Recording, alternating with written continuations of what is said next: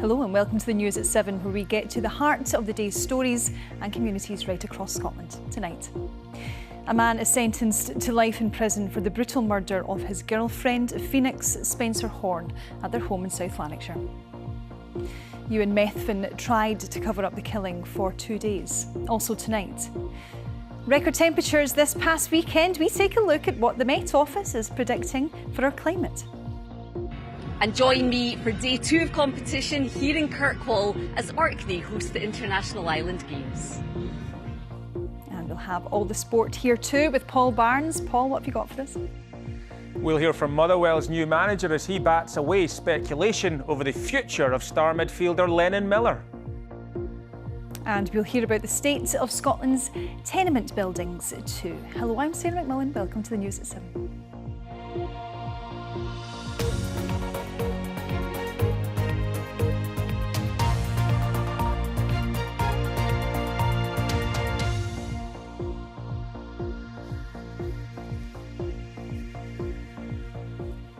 Hello there, good evening.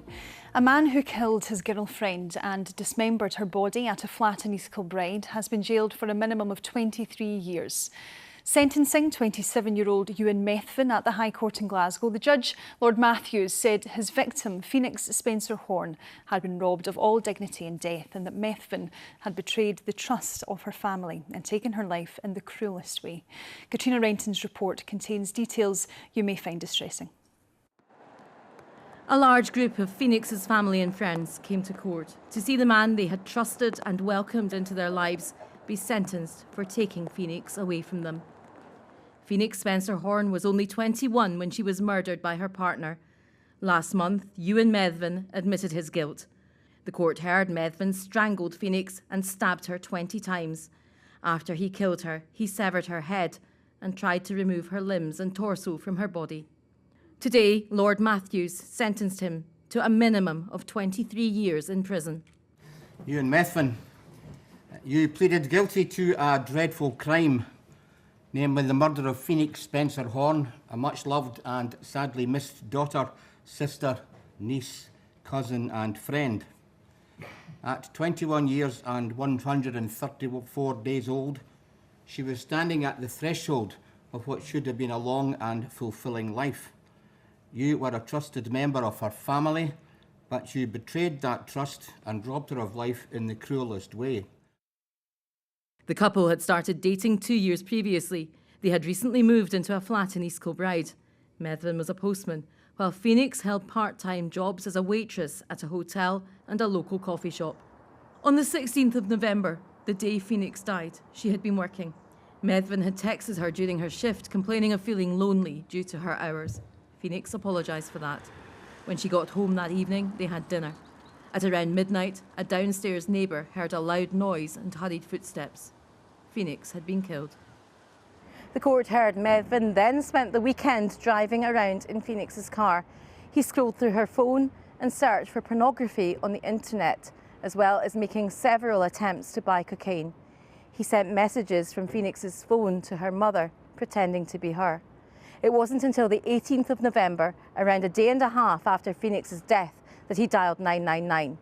He claimed the murder happened when he was having a psychotic episode induced by cocaine, alcohol and steroids and had blacked out. Methven was not in court today but appeared by video link.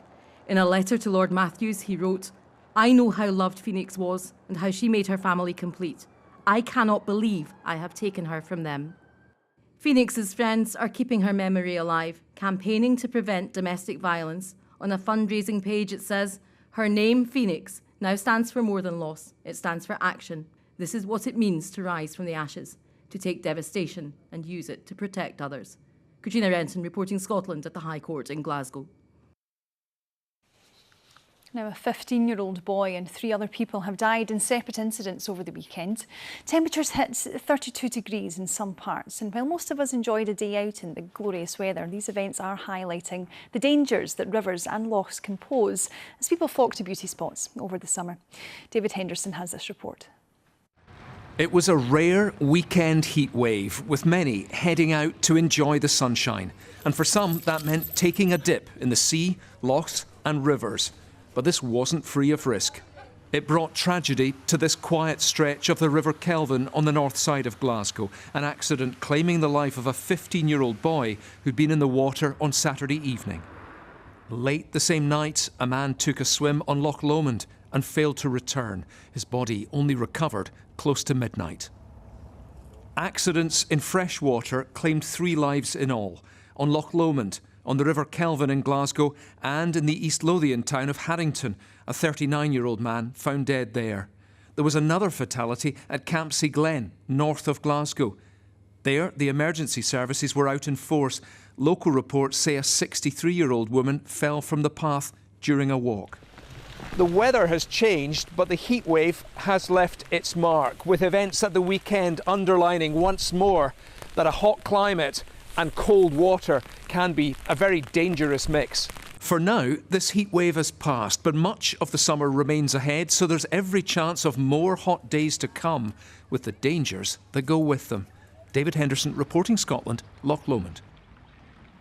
Meanwhile, the Met Office is warning that heat and rainfall records are being broken with increasing frequency right across the country after the hottest weekend for 2 years here in Scotland.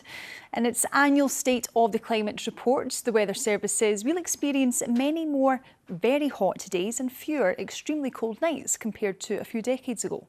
Our environment correspondent Kevin Keane now talks us through what caught his eye in this Met Office report. Experts always say that when there's a weather event like a heat wave, that it's difficult and not possible to directly attribute that single individual event to climate change. It's more to do with longer term patterns and trends. So it is perhaps useful that this assessment for last year comes off the back of 3 consecutive heat waves, which is very unusual to have seen by early to mid-July. The assessment is for last year and for the decade running up to 2024, and it says that over that time average temperatures in Scotland have increased by about 1 degree compared with the 30 years up to 1990. For the UK, that figure is more like 1.25 degrees, and that's because the report says that warming that we've been experiencing has been even greater in England and Wales compared with Scotland and Northern Ireland. Now, of course, this global warming, this climate change affects different types of weather patterns. So we know, of course, that we've been experiencing low rainfall in the first half of this year. That means that river levels here in the northeast and in east central Scotland, like on the River Don behind me, have been exceptionally low. We've also seen that occurrences of snowfall have been happening less frequently, and when they have been coming, they've been less intense. And of course, snowfall is useful for keeping that moisture locked up in the hills and released more slowly than you would perhaps see with heavy rainfall that can lead to flooding. Now, remember Storm Éowyn at the start of this year that led to extremely damaging gusts of wind, of course, and that red weather warning that came with it. More than 100,000 properties were without power because of that. Well, this report also says that average winds are actually decreasing over the last decade compared with what came before it. And so perhaps this really demonstrates the extremes that we've also been experiencing. But overall, what it's saying is that for the last 10 years, it's been wetter, it's been warmer, and it's been sunnier than what came before. Kevin Keane reporting there. OK, thank you for joining us on tonight's News at 7. We have much more for you in the programme. We'll be live with all the action from the Island Games in Orkney. Well, after what's been an exceptionally hot weekend, a heat wave some would call it, are we going to see some warm temperatures? Find out from me towards the end of the programme.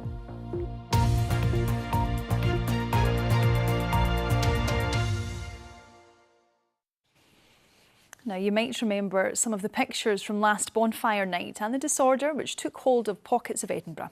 Today, a man was sentenced to a nighttime curfew for 10 months for the part that he played in that disorder.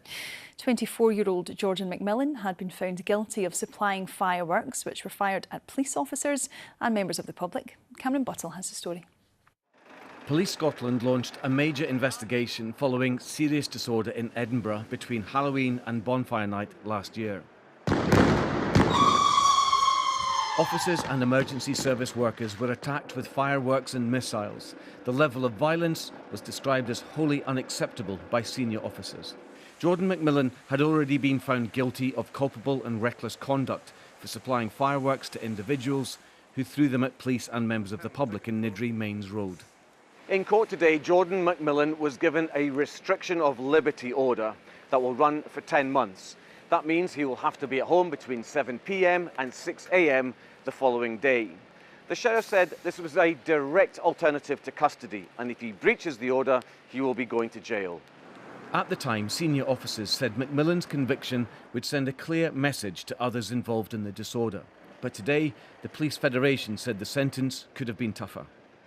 Well, I think time will tell whether or not this sentence is going to be enough, but we need a sentence that's going to stop this kind of action taking place within our communities in Scotland, and I'm not convinced that a curfew is enough, and a custodial would have been far more appropriate. Leaving court, McMillan refused to answer questions, saying he had done nothing wrong. Never done that. You haven't got me on CCTV. I never done nothing wrong. Cameron Battle, reporting Scotland, Edinburgh. OK, well, let's get a roundup of the stories making the BBC News app here in Scotland. 9 people have been charged in connection with various offences in and around the Tenement Music Festival in Glasgow yesterday, but the overall figure was significantly down on last year. Elsewhere, a 65-year-old man has died in a 2-vehicle crash in Argyll and Bute. The accident on the A85 happened at 10:30 on Sunday morning near the village of Loughall. More than 40 firefighters tackled a fire that broke out at a house at Roslin Gardens in Dundee. The alarm was raised just before 5 o'clock this morning. And lastly, police are investigating a second deliberate fire in Tain, the second on the housing estate, in the space of just a week. Well, for much more on all of these stories, you can scan the QR code, which you should be able to see here on the screen for you now, and that'll take you to the BBC Scotland News app, where you'll get much more information. Now, Scotland's First Minister John Swinney and the Prime Minister Sir Keir Starmer will meet Donald Trump when the President visits Scotland later this month. Sir Keir Starmer will meet the President during a planned visit to Trump's golf resort at the Menny Estate in Aberdeenshire. The Scottish Government says the meeting with Mr Swinney will be an opportunity to promote the interests of Scotland. There will be no meeting with King Charles during the President's visit, but Mr Trump will be hosted at Windsor Castle during a state visit in September. Now, the collapse of a Victorian tenement building in Glasgow's south side in the early hours of Saturday morning has brought the safety and security of this vital housing stock back into public focus. The structure in the Pollokshields area had been gutted by a fire during the pandemic, but sat derelict in the years since. But we're joined by the Director of Glasgow City Heritage Trust, Neil Murphy. Hi Neil, thanks for being with us. Why do you think this has been allowed to happen? It's a complex and messy situation and it's quite nuanced, but the nub of it is that you need what is called common block insurance for tenement buildings, and that was not in place for this particular building.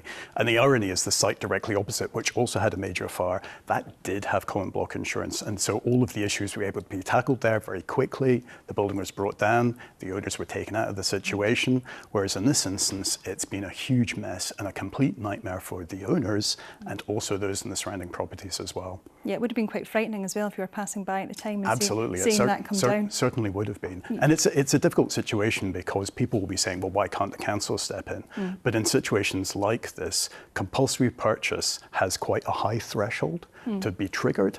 And the difficulty here is that you would need a back-to-back agreement in place with something like a housing association to be able to take on the building.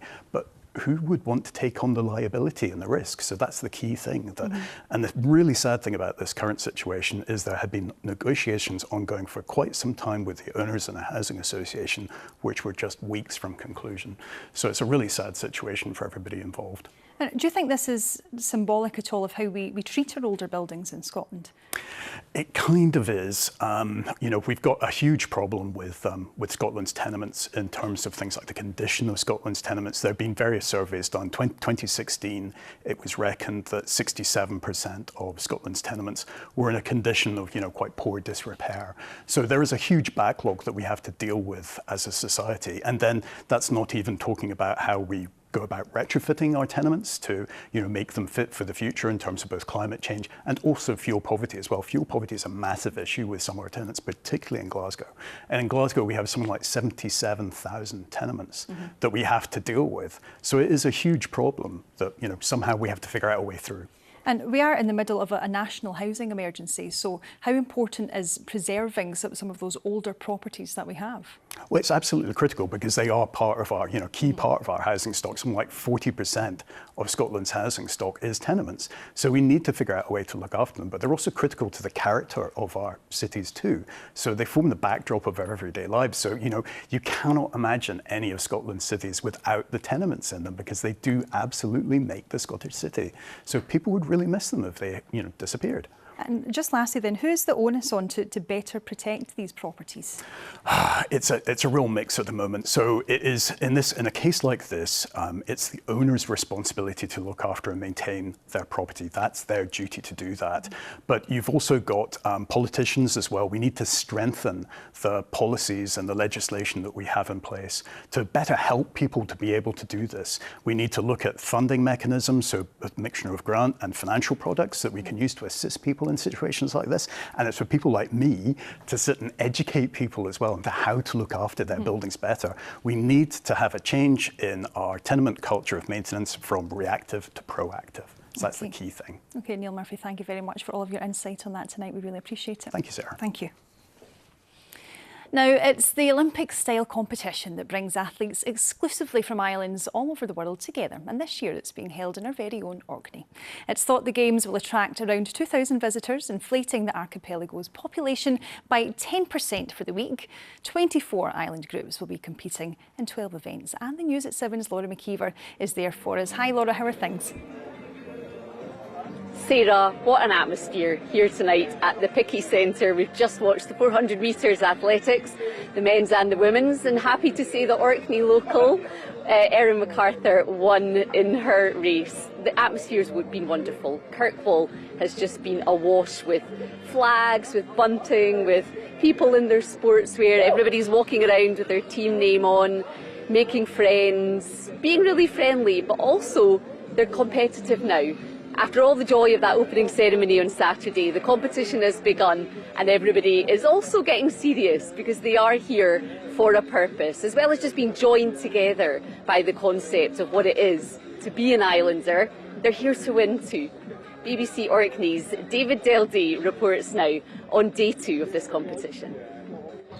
Game, set and match. A lot of this crowd have never watched a game of squash before, but they're all here for one reason. A straight sets win against Chelsea's Matthew Boot, making Finlay Scott the first Orkney squash player ever to get to an Island Games semi-final. And he doesn't want to stop at that. It was a really tough match. Matthew Boot's a really good player, tricky, just had to keep digging in deep, and the crowd definitely helped me. It was just an awesome atmosphere, so really chuffed to have gotten through that one. Corey Lawrenson in that blue vest of the Shetland Islands. For Shetland, this is about as close to a home games as you can get, and one of their team members sprung a surprise in the men's 400 metres semi-finals. Bobby Lawrenson setting a new personal best to fend off the reigning gold medalist and 2023 European Under-20 champion Jonas Gunnleifsson Isaksson. It was me coming on to them, chasing them down, trying to secure that place by position rather than time, just to really nail it. Getting accommodation has been an issue for some, but not for one of the furthest travelled participants. 15-year-old Tyler is St Helena's only athletics competitor. He's staying with Orkney vet Andy Cant, who has been working over there, and that's now formed somewhat of an unlikely alliance between the two areas. When I was walking up for the 100 metres, we had our St Helena crowd, and there was a few people here and there just cheering for St Helena. And then I think it was a group of people from Orkney who was like further up by the 100 metre start, and they were all cheering for me, and I was like so surprised. So plenty of success on the track and on court, but one of the real stories of this Games has been the weather, and the crowd here very much hoping that that will continue for the rest of the week. David Deldy, reporting Scotland, Orkney. So Sarah, athletics continues here tonight at the Picky, and inside in the swimming pool there's plenty action too. Cara Hanlon of the Western Isles is hoping to score a medal in there tonight, and of course it keeps going through to the end of the week. What have we got tomorrow? Football, bowls, sailing, plenty more on the track here as well. And away from all of the sport, Sarah, this is bound to have led to lots of people looking at Orkney, focusing on Orkney, wanting to come back here, possibly wanting to come if they've seen it on TV. I sadly will have to leave tomorrow, and I'll be back to present the news at 7 on Wednesday. But from us here in Kirkwall tonight, see you soon. Bye-bye. Some lovely stories there, Laura, and Orkney definitely showing off as well. Thank you very much for all that, and we will see you tomorrow. Now, after a sunny and scorchio weekend of weather, it's business as usual and back to the rain, at least it is in Glasgow. Judith will have a full forecast for you later. But first, it's time for all the sport on the mainland with Paul Barnes. Yeah, we'll head back to Orkney for the latest from the Island Games in just a moment, but we'll see Sarah. Hello there. The Motherwell manager Jens Bertil Askau thinks there's been enough said about prized asset Lennon Miller, who's been tipped to leave the club this summer. Rumours of a bid were sparked after the teenager's dad, the former Hearts and Aberdeen striker Lee Miller, said he expected a move for his son in the next 2 weeks. The 18-year-old, who has 1 year left on his contract, was injured for his side's weekend draw with Clyde and is expected to miss out against Peterhead tomorrow. I know and I understand and we appreciate all the interest there is around Lennon and his future and Motherwell as a football club. But I think it's for us right now. It's time to say let's look at it when something specific and concrete comes up, and when we're ready to inform. He's done really well. So has the other guys, and then time will come where we need to address his future. Well, let's head back to Orkney now and the International Island Games, where some major milestones have already been set, like the first goal, followed by the first ever victory at the Games for Orkney's women's football team, who defeated the Norwegian island of Froya 3-1 last night. Well, our reporter Chris McClellan is in Kirkwall for us now. Chris, the Women's Euros in Switzerland might be a bigger stage with a higher profile, but these Island Games will mean just as much to Orkney's women's footballers. Tell us about that win yesterday. Yeah, absolutely, Paul. A momentous milestone for Orkney women's football team. As you say, their first ever victory in the Island Games, and that's kick-started with their first ever goal. Abby Coulthard with the honour of that title. But I should say 2-goal Abby Coulthard as she doubled her tally with another goal coming from Gracie McLeod. Now, 500 spectators turned out for that match yesterday. We've expected similar here today. There's probably a few hundred, maybe about 200 or 300 here tonight. But it's quite a gruelling schedule. We've got Orkney women in action here behind me just now. This is their second game in as many days. They play 3 days in a row before we move towards the medal games. Now they're playing Gozo. They're from the Maltese archipelago in the Mediterranean Sea. Now this game's probably about 25 minutes in, and unfortunately for Orkney, Gozo took the lead about 10 minutes ago, so it's currently 1-0. But as you can see, some clouds creeping in behind me here, but the sun is still here and it's blessing us here at the Island Games. And Chris, it's not just football, of course. Lots of events, lots of different sports. What else should we be looking out for this week? Yeah, well, Paul, tonight the focus is on the athletics and the swimming. We've got lots more competition to come. Now, one thing that's been great is with the gathering of all these different islands and people is lots of different accents around the place. So it's been great to hear that. We're expecting lots more competition. As we move throughout the day, tomorrow we will see a lot more action. The football games in the group stages, they'll conclude. We've got a good tie in store there. Orkney will be playing the Isle of Man, Orkney men's team that is. They're 2 victories out of 2, so they'll be looking to progress towards the bigger games. Now, some good news as well tonight. Orkney's Finlay Scott, who featured in David's pack earlier, he has won through to the gold medal match, so he's guaranteed at least a silver. And also for the Scottish contingent, the Western Isles today secured their first gold medal. Now that came in the javelin, and that was Amy Rinstead. Now, this is known as the Friendly Games. It brings together 24 island communities, thousands of athletes. I'm sure for all of them, first and foremost, the focus will be to go out and get victory, and then afterwards, hopefully, that friendliness can resume. Absolutely, Chris. Thanks for that. Great shot there from the side of the football pitch. You look as if you're almost on the pitch itself. Hope you don't get hit by the ball. Thanks, Chris. Plenty more on all these stories on the BBC Sports Scotland website, including analysis from the Lions squad in Australia as our man Tom English considers how many Scots will be in the starting 15 for that first test.